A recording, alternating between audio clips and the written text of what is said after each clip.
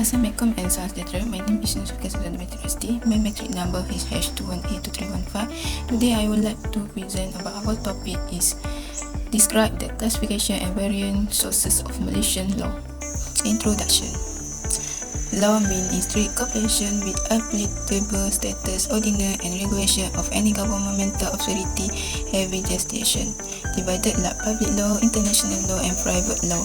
Two types of law, which is writing law and unwriting law. Writing law, which has been enacted in the constitution of in legislation such as legislation and other. Unwriting law, which is are not contained of in any status and can be found in case legislation, which is English law and other. Means legal system, which is common law, Islamic law and other. Assalamualaikum, my name is Siti Fatimah Azhara binti Azmi. My metric number is H2182653. I will explain to you about the public law. In classification of law, there is a public law. The public law is the law which governs the relationship between individuals and the state. Public law may be further divided into two categories, which is constitutional law and criminal law. Divided into two categories, which is constitutional law and criminal law. Constitutional law lays down the right of individual in the state. It deals with questions such as supremacy of parliament and the right of citizens. It also covers areas dealing with state and federal power. The criminal law codifies various offences committed by individuals against the state. A crime is a wrong against the state, which punishment is inflicted by the state. Assalamualaikum, my name is Batrisha binti Cik Mohamed Nuzi. My metric number is H2182792. So here I will explain about the international law. International law consists of two, which is public international law and private international law. So here I will go first with public international law. Public international law is the body of legal rule which apply between sovereign state and other international personalities. However, private international law is also called as conflict of law, which is deal with cases involving foreign element. And then, in case of dispute between an individual citizen or state and a foreign element, where there is need to contact with foreign system of law, private international law will apply. There are a few different between public international law and private international law. So firstly, public international law is enforced by international pressure and fear, for example, breakage of diplomatic relation, sanction, and etc. Meanwhile, for private international law, it is enforced by the concerned state executive. Secondly, the public international law is same for all the state, and meanwhile, for private international law is differ from state to state. That's all from me. Thank you. Assalamualaikum and hi, my name is Nurliana Hanani binti Ismail, metric number H2182438. So, I will explain about private law. The definition of private law is the body of legislation that governs interpersonal interaction. In modern society, private law is significant and control many different facets of our daily life. It is sometimes referred to as civil law and is the area of law that handle conflict between private parties like people or businesses. Any situation involving interaction between people in a legal system is subject to private law. As a result, this kind of law control how people and government interact. This also goes by the name of common law. The function of this law, which was created, is to protect the right between individuals where the wrong party can be compensated if there is a violation of the condition that have been set and mutually agreed upon. Private law involves the relationship between the people and the people where it involves individual interests. In the case of civil offences, do not involve serious offences such as criminal offences.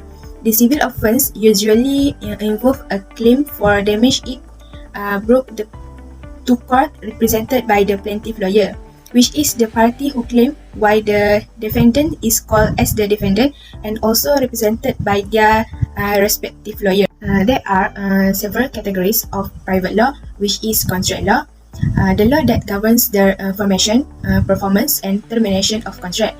Contract can be oral or written, and they can be simple or complex. Some common contract terms include offer, acceptance, consideration, breach, and damage. Next, tort law. The law that governs civil wrong committed by one individual against another. Tort can be intentional or accidental, and they can result in personal injury, property damage, or death. Some common tort actions include negligence, defamation, invasion of privacy, and product liability. After that, property law. The law that governs the ownership and use of property. Property can be tangible, such as land, cars, and furniture, or intangible, such as patents, copyright, and trademark. Property law includes real estate law, contract law, and tort law. Family law. The law that governs marriage, divorce, child custody, and other family matters. Family law is a branch of private law that deals with civil matters. Family law include divorce law, child custody law, and adoption law. Assalamualaikum warahmatullahi wabarakatuh. My name is Reza Shairi. My entry number is HPT20203. So today I will present about written law. Written law is the most important source of law. Second, letter law.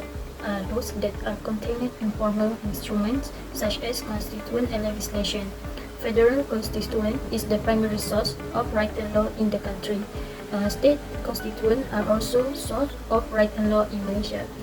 It refers to the law contained in the federal and state constitution as well as in a code or a statute. Written law are heavily influenced by English law as a Malaysian legal system retains many characteristics of the English legal system.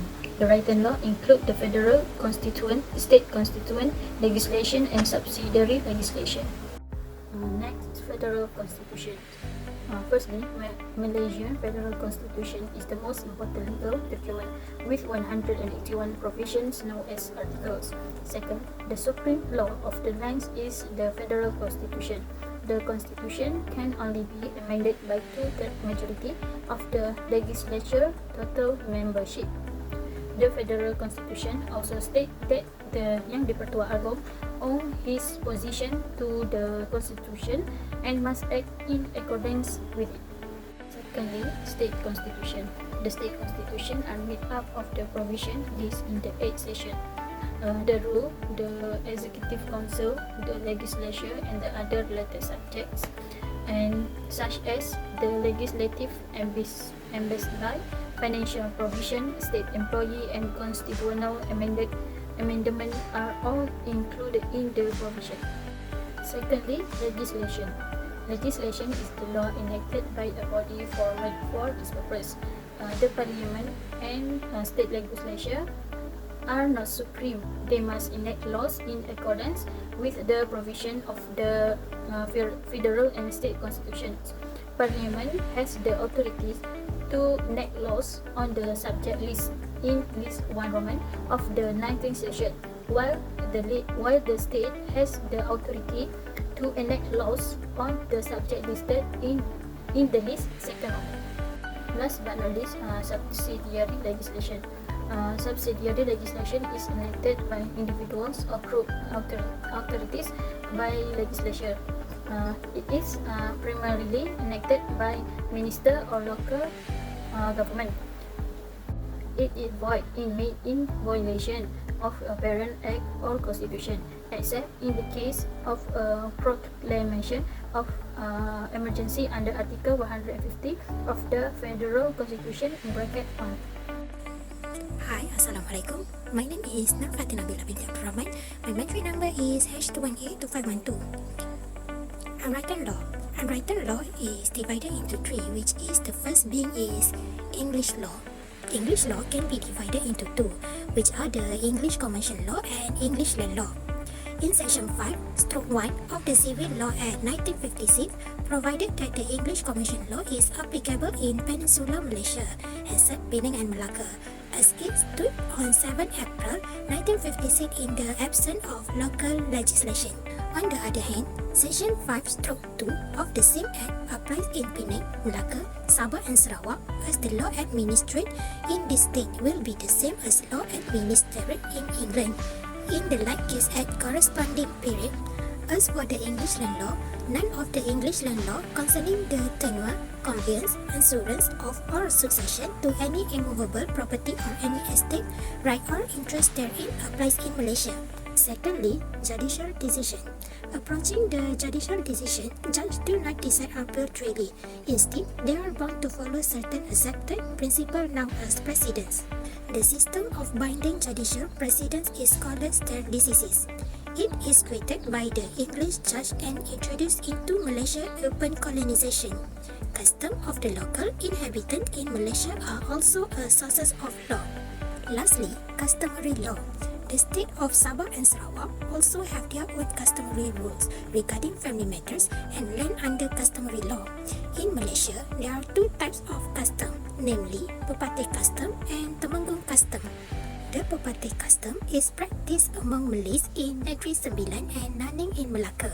It uses a matrilineal system that belongs to the mother's lineage, meaning it involves the inheritance of properties, names or title from mothers to daughter. Additional, it has to do with things like property, ownership, inheritance decision, the choice of board members, and the election of the Yang di-Pertuan Besar. The patrilineal system of the Temenggung custom, which is derived from the father, is used in other states.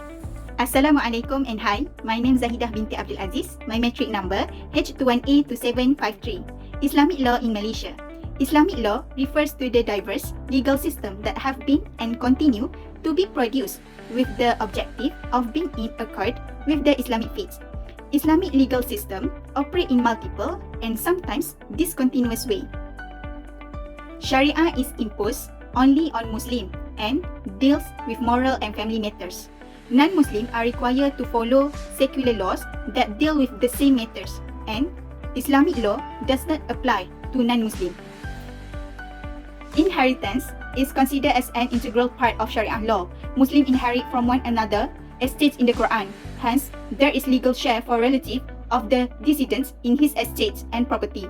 The major roles in inheritance are detailed in Quran, Hadith and Fiqh. In conclusion, law is so important in our lives because it can protect us. Law set the standard of acceptable and unacceptable behavior. Legal system adapt so that can provide clarity and content for acceptable action. Law also provide justice like defending the fair light of the oppressor. Law keep everyone safe, which is law do not only respond to injustice and hurt. With the law in a country, the country will be more fruitful and developing and justice will be maintained. Law protect our generation safety and ensure our right as a citizen against abuse by other people, by organization and by the government in. That's all our presentation in our group. Thank you.